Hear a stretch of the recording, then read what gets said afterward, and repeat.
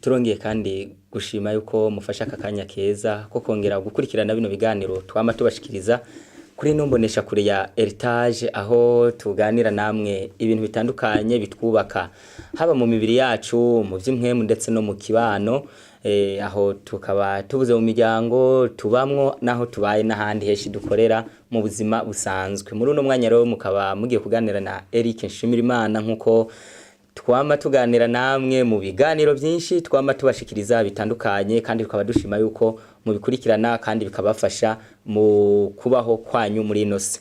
Muri uno mwanya rero tukaba tugiye kuganira ku bijaniranye n'umuryango. Impamvu umuryango tuvuga cyane nuko isi ya mbere kugira izimire, kugira isi ya mbere imenye icaha yononekare Satani yaciye mu muryango warugizwe n'umugabo n'umugore, umwe yitwa Adamu undi yitwa Eva. Umuryango rero nico kintu Satani yakoresheje ubwa mbere mu konona iyi si. Niyo mpamvu umuryango kaburimo ibibi byinshi cyane muri kino gihe, ku buryo abanditsi benshi ari bandika ko imiryango myinshi yabaye imikoshi, yabaye umwaku, abantu munezero baheruka bari kuri mariage, bamwe yambaye ikoti undi yambaye rya kanzu gera derere ry'ubukwe, ariko ubukuye ikanzu urukundo rukaba ruragiye, ikoti rivuye ko nukuvuga ngo bya birori wa munezero byose bikaba bibaye zero. Niyo mpamvu rero umuryango dutegerezwa kuganira ko byinshi cyane. Rero ibyo nibyo tugiye kuganira, ariko mu muryango kubera ibyo kuganirwa ko ari byinshi cyane, ubu tukaba tugiye kuganiramwo ingingo imwe ikomeye, ingingo yerekana uko batatura amatati mu muryango, conflit uko conflit nukuvuga ngo bayatatura abantu mu miryango myinshi irimo amatati, uko bayatatura rero niko tugiye kuganira namwe. Twababwiye byinshi ku miryango, ariko benshi baratwandikira, abandi bakadutelefona ati jewe wanje bimeze ukuntu kuri byarapfuye none ngire gute ndagowe. Ubu rero tugiye kubashikiriza uburyo Bibiliya ivuga n'ibindi bitabo byinshi bivuga uyu muryango, uko abantu bashobora gutatura amatati mu ngo. Amatati rashobora kuba ari mu babanyi, mu rugo iwawe, umuntu wese rarebe iwiwe kitagenda neza, ariko tubaho uburyo bwiza bwo gutatura ayo matati. Mu gitabo ca Bibiliya ceranda mu Baheburayo igice ca 12 umurongo wa 14 haratubwira ngo mukurikire kugiranira amahoro n'abantu bose no kwezwa, kuko utejejwe atazoraba umwami. Nukuvuga ngo umuntu wese w'Imana yaremwe nayo, naho wowe usenga canke udasenga, ariko ijambo ry'Imana ryo ritweretse yuko umuntu wese akuriye kubaho, ariko umugambi we nyamukuru wo mu buzima bwiwe ari uwo gukora ico ashoboye cyose, akitwararika kugiranira amahoro n'abantu bose. Abantu bose rero n'umwana wawe, n'umugabo, n'ababanyi nabo mukorana n'imiryango, umuntu akagiranira amahoro n'abantu bose, ngico gikorwa gikomeye kinagoye mu buzima. Niyo mpamvu hari ushobora no gushaka kugirana amahoro n'umuntu we wakanka wo kemera. Niyo mpamvu Paulo yavuze ngo kugwawe ruhande. Hari igihe kugwawe ruhande ushobora kuba uri mwiza, ariko undi akanka. Mu gitabo ca Bibiliya muri Yesaya igice ca 58 umurongo wa 12 hatwereka umugambi w'ubutumwa bwiza buheruka, tarubwa inyungu no guhigamwa abantu ibintu, ahubwo buzoba bugendereye gukiza imitima, bagakizwa ibyaha, bagakizwa n'inyigisho z'ibinyoma. Ku murongo wa 12 haranditse ngo kandi ahari misaka kera hazosubira kubakwa, bazobukubaka ku matanguro yariho mu bindi bihe, kandi uzokwitwa uwica ibirengero n'usibura inzira zija mu ngo. Ni ibintu bitatu nuvuga ngo mu butumwa buheruka abantu bazokubaka ku matanguro yariho, no gusubira ku nyigisho za Bibiliya zitari z'abantu. Hejuru y'ibyo imiryango, inzira zija mu ngo zizosibugwa, nuvuga ngo zarasibye. Ushobora kuba akayira kaji wawe karimwo amakaro, karimwo ikaburimbo, ari keza, haca akajaride keza, ari inzu nziza, ari ahantu abantu bose bipfuza, ariko Bibiliya n'Imana iyo bikuvuze canke Imana ikurebye ikabona iwawe harasibye, hagasibukiriho, aho rero umuntu wese niyirebe, wowe nkurikira narebe iwawe, reba mu babanyi, ushobora gusanga iwawe harasibye. Gutatura amatati mu ngo, nkuko nababwiye ko ari cyo kintu tugira tuganire, nuko Bibiliya itweretse yuko ingo zizosibugwa. Niyo mpamvu tugiye rero kubiganira.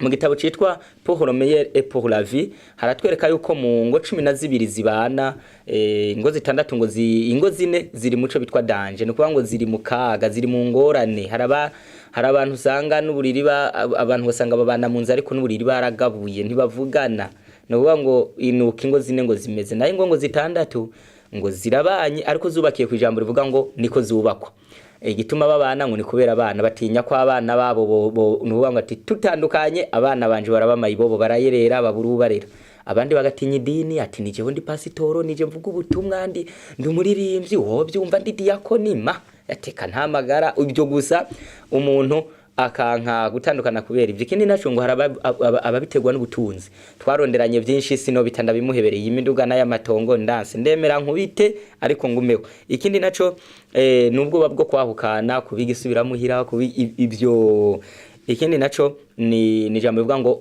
bovuga gute ibyo abantu bovuga kubitinya gusa umuntu akemera akabana n'uwo muntu ari kagowe nta mahoro umugabo afise nta mahoro umugore afise abana barushe imiryango ihangayitse uko niko meze ngo ingo zibiri gusa ngo nizo zibanye neza ngo zifise urukundo n'umunezero ico dushatse kubereka nuko ntawo vuga yuko imiryango idafise ingorane kiretse ari impumyi naho yo bari impumyi yarafise amatwi yumva ibivugwa imiryango irarushe imiryango irimwe ibibazo kubasoma igitabo citwa Vive Communique amatata ari mu ngo ni menshi ariko akaba ari mu bintu bikurikira hari abantu bapfa ico bitwa mauvaise communication kutaganira umugabo n'umugore bataganira ico ni ikintu ca mbere gitera ingorane mu ngo cya kabiri ni perte d'objectif ou d'intérêt commun no gwa sanga umugabo n'umugore ntibahuriza ku nyungu n'imigambi by'urugo kindi naco no kudahuza ku ngingo y'amabanga yabubatse ikindi naco nico bitwa kurenga ibigo guca umuntu inyuma ico bitwa fidelité conjugale byo bashobora gutera ingorane mu ngo ikindi naco ni gihe umunezero mu mabanga yabubatse wagabanutse hari ikindi gitera ingorane amafaranga nayo aratera ingorane hari abatayahuriza ko hari ubuhembwa yundi atazi hari abagabuye ibikorwa tuzokora ibinanje nzokora ibuzimenya ibyo ikindi naco n'abana ati ntubyaye umuhungu ntubyaye umukobwa iyi nda ntabwo nashaka kwivuka ni wewe izo ngorane zishingiye ku bana nazo zazituma ingo zitana ikindi naco n'abantu bakunda kunywa ibintu byose birimo inzoga canke biyayura mutwa amadroge ivyo rashaka gutuma umuntu ubwenge bwe kuko umuntu anywa inzoga akanywa biyayura mutwe ubwonko bwe ntabwo wabukora neza gushwana no gutata no kuzana amatati n'induru biroroshe mu muryango ikindi naco ni kuvuga ngo hariho mu bihugu by'Uburayi na za Amerika n'ahandi amategeko yavuga yuko umugore ategerezwa kuba ikintu gikomeye kurusha umugabo ni bamureke ayo mategeko y'umugore yo gushaka kubaho menga ashaka kuba umutwe kandi umutwe ari umugabo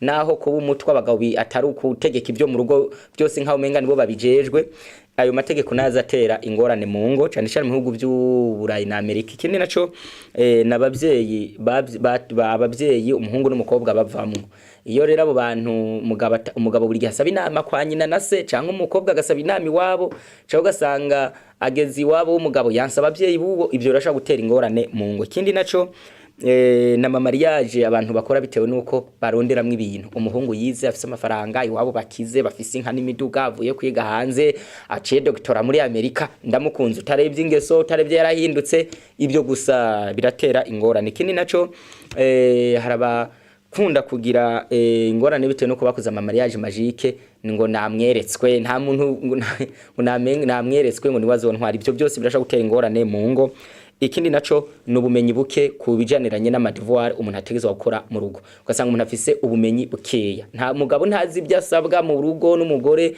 bahuriye gusa muri bisi bararonderanya ati bizogenda uko ubu abantu basigaye bava ngo umuntu bagahura muri bisi bakayururukana mariage bayihejeje bayipanze ntuzi wabo ntuzi ibyo usabwa ntuzi ibyo umugore mu rugo n'igiki ibyo gusa umuntu kutagira ubumenyi nabyo biratuma umuntu ashobora kubaho bigabyara amatati mu ngo ikindi naco mu ncamake ibyo ni bimwe mu bintu nyamukuru bishobora gutuma abantu bashobora kugiranira amatati mu ngo ico dushatse ro ico tugeze ko n'uburyo bwo gutatura ayo matati angana gutyo ibyo bishobora kuba biba ku mubanyi wawe iwawe ku mugenzi hari undi yagusabye inama ariko manzi umenye yuko ibyo nibyo bintu bishobora gutuma abantu bagira ibyo bapfa aha hari uburyo bwinshi bwo gukemura ibibazo. Bwa mbere ni umwiteguro, nico nukuvuga ni preparation. Iyo abantu bafitaniye ingorane, wewe genzura iwawe, kimwe muri ibyo ico mupfa iyo gihari, yaba umugabo akwiye kumenya yuko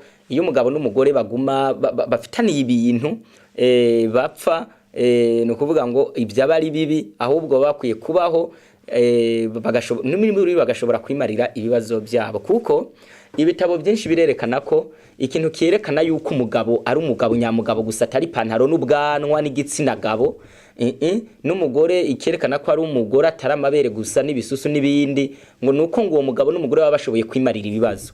Iyo abantu bagendana ibibazo ugasanga umugore yararushe, ngo umugabo wanje aranduhije, umugabo ati nanje umugore wanje aranduhije, abo bantu babanye gutyo ni ikimenyetso c'uko ari abana babanye badakuze, abandi bakarinda guhamagara imiryango n'ibindi. Burya umuntu ikintu abantu bimariye bonyene, kuko nibo babazi ukuntu batase, nibyo byiza kurusha guhamagara abantu babahanura ngo natwe tubijemwo. Kubyimarira niwo muti. Aha rero turabwira abagabo cyane, kuko nibo bantu ba mbere bakunda kwanka yuko ingorane ziri mu rugo zihera, keretse ko ari n'abagore baba babi, ariko cyane abagabo hari gihe ashobora kwanka ko ingorane zihera, cyane iyo abari we yaziteje cyangwa umugore nawe akanka. Niyo mpamvu umuntu wese akwiye kumenya ko kubana amahoro n'uwo mubana ni inyungu, haba kubana, ku muryango, ku gihugu no ku magara yanyu ubwayo. Ico nshaka kubabwira ku bantu muri ko murakurikirana kino kiganiro kivuga iby'umuryango, cyane ku ngingo yo gutatura amatati mu miryango yacu, mu ngo zacu, nuko twasanze ko imiryango irimwe ibibazo, irarushe. Yaba abagabo, hari abagabo barushe, hari abagore barushe, hari abana barushe, hari ababyeyi babiri babayeho neza ariko baruhijwe n'abana. Ushobora kuba atari wowe urushe, ariko umubanyi wawe, umugenzi arushe. Ijambo ry'Imana rero iyo umuntu atatura amatati mu muryango, hari ikintu akwiye kwitondera. Mu gitabo c'imigani igice ca 18:19 haranditse ngo uwo muvukana iyo umukomeretse ko bigora kumugarura kurusha kunesha igisagara gikomeye. Hano ijambo riratweretse ko umuntu muvukana, umuntu w'umugenzi, umuntu wari we wese, iyo umukomeretse ko ukamutsitaza ukamubabaza, bigoye kumugarura kurusha uko wofata igisagara gikomeye nko guha Burundi ngo ubutere ubutsinde. No kuvuga ngo icoroshe ni nkico, nuwo guha igihugu ukagitera ukagitsinda kurusha gushobora kugarura ubwizigirwa ku muntu wahemukiye, yaba nuvuga ngo wa muntu w'umugenzi pfapfe.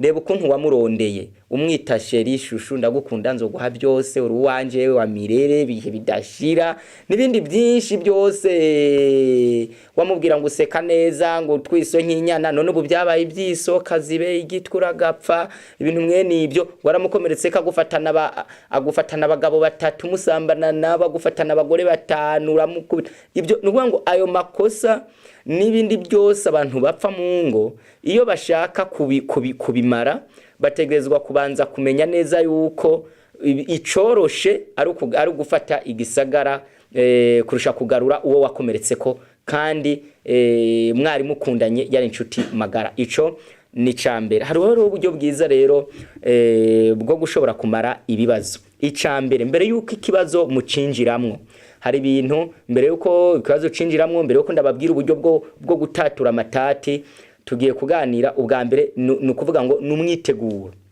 Ntabwo abantu batase umugabo n'umugore ari gupfa kubisimbira ko gusa, ahubwo biritegurirwa. Icambere nuguhiga umwanya mwiza ico kibazo mu kiganiriramwo.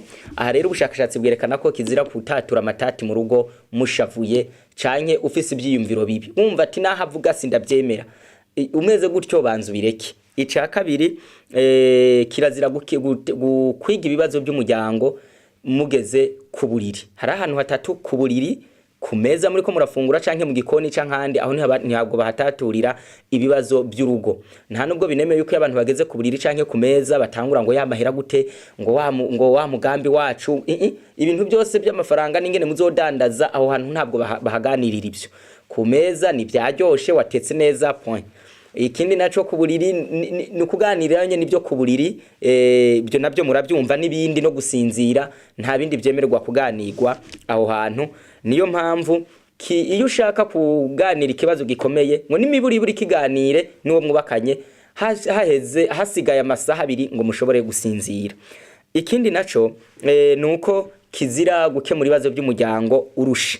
Iyo umuntu arushe ngo akunda kugira ico bitwa diminution de l'efficacité mentale, no ngo ubwenge bw'ubushobozi bw'ubwenge bwo gushira ibintu ku rutonde, kumviza ikintu mu mwanya waco, guha uburemere ikintu bwiwe na mugenzi wawe. Uyu umuntu ngo yarushe rero mu bikorwa byinshi, avuye ku kazi yarushe, iyo abantu bagana ibibazo by'urugo ngo bakimura ikibazo bafitaniye, kenshi ntabwo gikunda gutora umuti. Ikindi naco nuko ngiyo umuntu arusha akunda kuba irite, akunda ko umuntu ashavuzwa n'ubusa, umubwiye nabi ingorane yaduka. Ikindi naco ngo kirazira yuko ikibazo kirenga amasaha 48, nivyo Bibiliya yavuze ngo ntirikarenge ukiratse.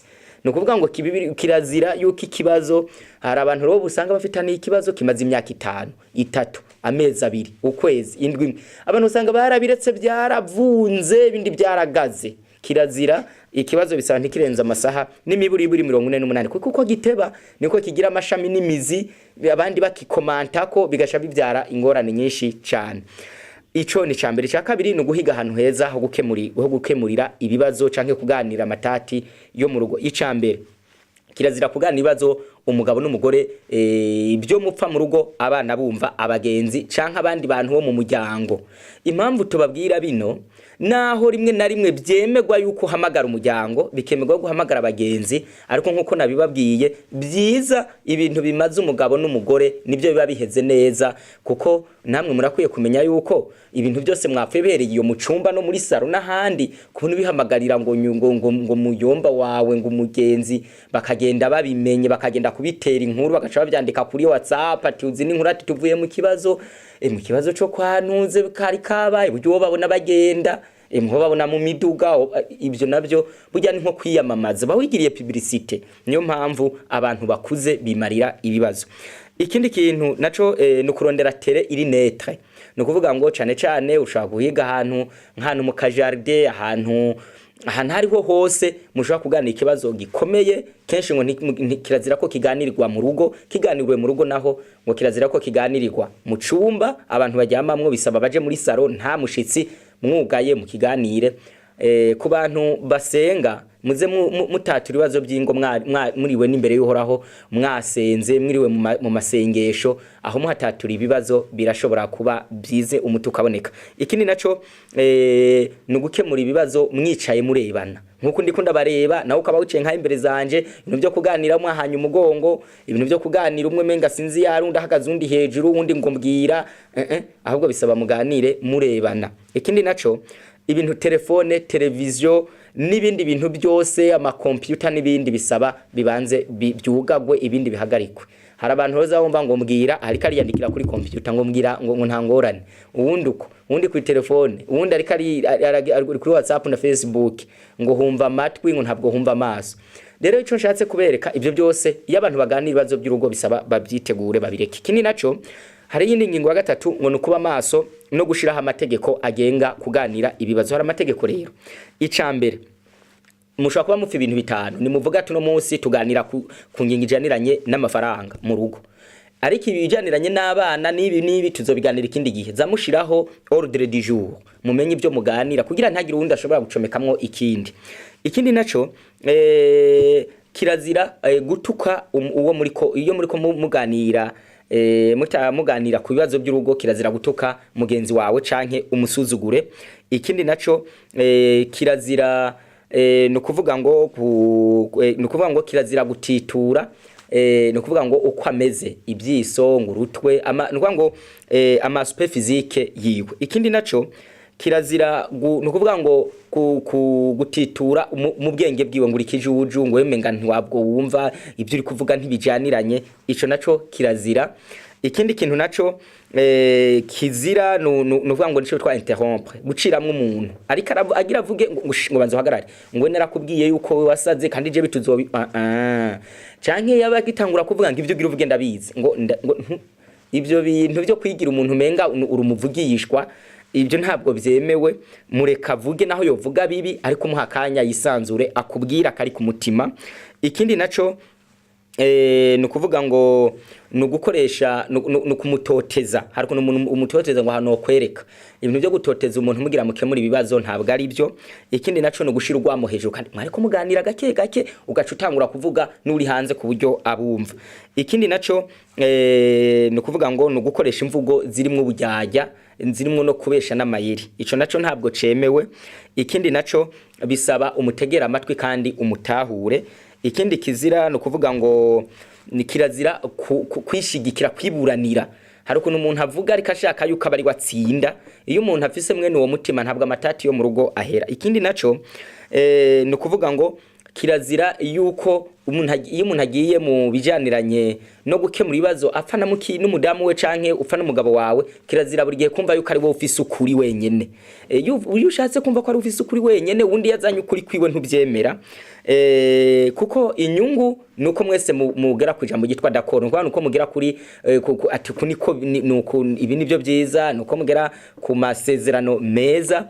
Cyane cyane tubwire abantu bizi ivyigwa vya psychology, abo bantu bakunda kugira ingorane yo kwibaza yuko buri gihe ari bo bantu bafise ubwenge, bafise rezo, yumva yuko ari we atahura akazana n'amateze n'amanalize menshi n'ibindi yasomye bataho bihuriye n'ibibazo abafitaniye mu rugo.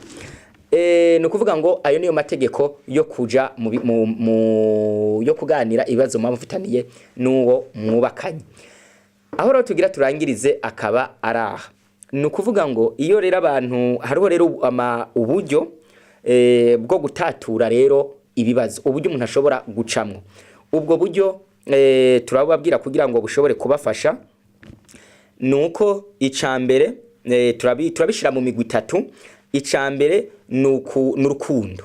Iyo umuntu ashaka kwiyunga n'uwo bubakanye bisaba banze agire urukundo amukunde, kuko mu gitabo mu cete cambere Paulo yandikiye abakora igice ca 13 murongo wa 4 n'uwindwi hatwereka ngo urukundo rurenza ko muri byose, gwihanganira byose n'izindi ngingo nyinshi zirugize. Umugabo yitwa Alfred Cohen mu gitabo citwa Pour le meilleur pour la vie, we yavuze ati umuntu ashaka kumenya ko afise urukundo afata iri jambo riri mu Bakorino aha handitse urukundo akasubiriza izina ryiwe hanyuma agaca asoma nk'uko avuga ati Eric ndihangana ngira neza, Eric ngira uko, niho umenya yuko urufise. Mu gitabo kitwa Vive Communique handitse ko mu abantu majana 4 bakozwe ku bushakashatsi bababaza impamvu batandukanye nabo bubakanye. Batanze impamvu ko mariage yabo yatanguye gutosekara kononekara ngo igihe bari batanguye kudakunda, igihe umugabo ataratanguye gukunda umugore urukundo rugabanutse, n'igihe umugore yaratanguye gukunda umugabo urukundo rugabanutse ku mugabo wiwe, ngo aho niho mariage zatanguye kuba mbi, zirapfa zirononekara. Bibiliya itubwira neza mu gitabo no kuvuga ngo c'Imana hatubwira ko ku bantu babikurikirana no kuvuga ngo umuntu wese akwiriye kumenya neza ko iyo umuntu ashaka kubaho ari umuntu ashobora kuba afitanye amahoro n'abantu bose, akaba hari umuntu ashobora akumva yuko mu muryango w'ibibazo byohera ateza kuba afise akabanza kugira ikintu bitwa urukundo. Kuko no kuvuga ngo ijambo ry'Imana ratubwira mu gitabo c'Imigani cya 19 umurongo wa 11 haranditse ngo kwitonda k'umuntu kumutera guteba kuraka kandi icubahiro ciwe no kwirengagiza ico yacumuweko. Kugira ushobore kwirengagiza ico yacumuweko, wihanganirwa kubabaje, wihanganira ibyo byose kugira mushobore gukemura ibibazo byanyu, no kubanza ukagira urukundo. Nta muntu ashobora kumara ibibazo byo mu rugo. Mugabo mugore unteza amatwi, bya bindi mupfu utabanje kugarura urukundo wamukunda mukiri muri fiançailles, ubanze wumva umwiyumvisemwo. Nashobora kubera gukorera amakosa ariko wibuka ibyiza yakoze, kugira ibyo bigufasha kumwakira, kwemera ko avuga, kwemera yuko nawe umwumva. Ntabwo mushobora guheza ibibazo mufitaniye, isazorinda z'abahemba umuriro mukimeze gutyo. Ikindi naco hariho abantu hariho uburyo bw'abantu iyo bagira batatu ibibazo n'umugabo n'umugore rero baricaye, ariko iyo bafise ingeso zibiri ico bitwa kuba umucompetitive canke umuevasif, abo bantu ntabwo ibibazo bihera. Umucompetitive n'umuntu nuvuga ngo n'uburyo bwo gukemura ibibazo ariko ushaka yuko akanu kose nuvuga ngo akantu kose kadutse mu gukemura ibibazo utagashaka agashika byura induru intambara zikaduka. Ikindi naco ukumva yuko ushaka yuko ari wowe utsinda, akumva yuko ushaka gusa abari wowe uburana bumvirize wewe icimviro cawe gitsinde, kandi gishobora kuba kirimo n'amafuti. Uwo muntu ameze gutyo ntabwo ibibazo bizohera iwawe, ngiyo mpamvu ibibazo byanse guhera. Ikindi naco ni umwevazif rero n'umuntu avuga ngo je ne peux pas parler de cela, cebyo ntabyo nabivuga ko none papa w'abana ko mbona ibintu umbabarira, none wa madame tusubire mu bino bintu byari ko jewe we watashi ijoro ngo jero ngo ngurahiga imbwa zize zindi ndaca nkwiga abapolisi ntusubire kumbaza. Umuntu yanka yuko ikibazo kiganirwa ko. Ikindi ngo ariretira sariye dire n'umuntu muri ko muganira uzubona yihagurukiye ngo je sinarinzi ko ari ibyo, ngo uzusubire ngo ndaguhaye gasopo kabiri gatatu, umuntu ukavuga mukanya ngo agwazibona arigiriye. Abo bantu mwe nabo ntabwo ibibazo bizohera. Ikindi naco uburyo bundi bwiza nuvuga ngo ni bune. Ubwa mbere ni gwa rukundo ruteza kubanza kukugarukamwo, ukumva yuko kubona umugabo wafise ubwanwa n'ijunja n'ijambo mu kukaza abantu batinya mwibarabara bagutinya, abana bagubona bakavuga ngo papa wa mudamu we wize naho to wize, ariko kwibarabara bakona bazingura umudamu, kwiyumvisha yo kutegerezwa kuba ufitana amahoro n'umugabo wawe, umugabo akiyumvisha ko teza kugiranira amahoro n'umugore wiwe. Ibyo kugira ushobora kubanza ukagarukana gwa rukundo rwa kera mwari mufitane mu candikane utumesaje ndagukunda weye utwo twose. Ngubwo buryo bwa mbere. Ubundi bwa kabiri nukuba umukonsiliya, umuntu ashaka kunga, ubumva yuko hagati yawe n'umugore mwese mwonyugwa muba satisfait, nta numwe akumiwe, nta numwe agayitse, ukiyumvamo yuko ibyo wakoze bibi witego uvuga ati madame n'ukuri mbabarira sinzobisubira, umudamu nati nanje mbabarira. Abantu bakiyumvamo yuko gusaba imbabazi atari ububwa, utabo waswa ubugabo no kuba umugore. Hari abantu benshi nazi ngo sabye imbabazi ngo azobabona kwa nsinze ngo azonganzo ya. Ikindi naco nukuba umukolaborateur. Ibi bavuze nukuvuga ngo bisa no kumureka umukonsiliya, nuko wumva yuko ico tsindara amahoro mu rugo atari wewe utsinze. Ica gatatu no umupacificateur. N'umupacificateur rero n'umuntu avuga ati nshaka amahoro mbere ya byose, tubanze twibanire, hejuru y'ibyo araseda. Burya mu muryango udashobora guseda utuntu twose udukurikirana, udashobora guseda, udashaka kumenya ati nukuri aha nari narengeje, aha naho byari bimeze uko. Nibutse abantu b'abagabo ndabibutse, nanje ndi umugabo mugenzi wanyu, twese dufise ingo no kuvuga ngo Imana yatujeje. Abagore abantu bitwa abadamu, Bibiri ivuga ngo ni imbombo zoroshe mudahwanije inkomezi. Umudamu ikintu gishobora kutababaza umugabo, umugore gishobora kumubaza. Ndabakarorero, umugabo ushobora kumubwira ati no kwereka ukamutunga urutoki, ariko nta ngorane tunyereka se gutankubita. Ariko umugore umubwiye ngo no kwereka amarira, ubwo nyine agacaza ubutinyanka bugacabuza uwo munsi kandi butari kuza. Niyo mpamvu ngiyo umugore ari mu butinyanka yonsa afise imbanyi, ngo akunda no kugira amakosa, ngo abakeneye n'urukundo rwinshi, ngo abo munyamafuti kubera ibyo bihe. Ico nshatse kubabwira abantu, iyo umuntu atazi guseda, atazi kwimvamo yuko ashobora guheba ikintu, ahebera umuntu akamabura igihe adadika. Bibiliya nivuga ngo umuntu afise umutima ngo udadika, abantu bari di umuntu yumva yuko jewe ntibizohera. Ibyo urugo rwanyu ruzotabagurika, ruzoba rubi, muzoza muri yoberanya gusa mugiye gusenga muririmba haleluya amina Yesu arahaje muri abapagani, nta naho muzoja. Ariko mu rugo mudashobora amahoro ntaya, ababanyi babizi, abana babizi, ngubwo buryo bwo gutatura amatati mu ngo. Niyo mpamvu ijambo ndangirije ko no batekerera nka kado mwabantu mwe mwubatse, riri mu gitabo c'ibyahishuriwe Yohana ryabwiwe ushengero ry'Isarudi, nahanditse ku murongo wa 2. Y'Isarudi bari abantu barokotse agahamo bari bakorewe n'ubupapa kera. Abo bari barokotse bahungiye muri Amerika, babwiwe ijambo rivuga ngo girube maso ukomeze ibisigaye bigira bipfe, kuko atabikorwa byawe nabonye bisozerewe imbere y'Imana yanje. Nibuke rero ingene wakire kandi wumvise ubyitondere wihane. Hano muri ano majambo yarabwiwe aba bagorozi b'aba protestanti aribo bageze muri Amerika bakanka ntibabandanye igikorwa bari bakoze mu Burayi, bigatuma baheba igikorwa bakagwa. Ni kuvuga ngo Imana yabarebye ibona ngo bavuga ko bari hariko ngo nibiziga barapfuye, ariko babwiwe ijambo ngo nibakomeze ibisigaye bigira bipfe. numwanga ibyapfuye Imana yarabihebye ariko ibabwira ngo bakomeze ibisigaye basi bigira bipfe. Ibyo nibyo ndabipfurije, mugire mwirinde kubaho wa mugabo we, wirinde kubaho umugore agufise kikibazo.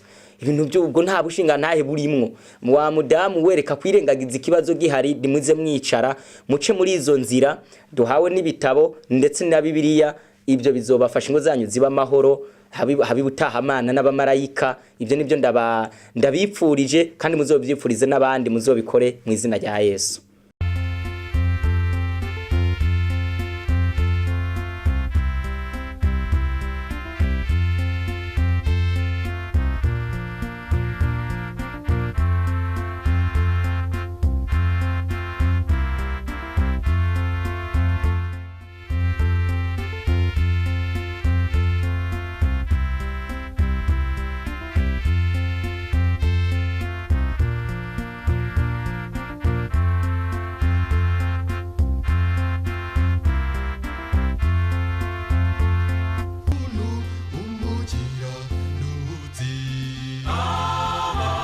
Bitewe,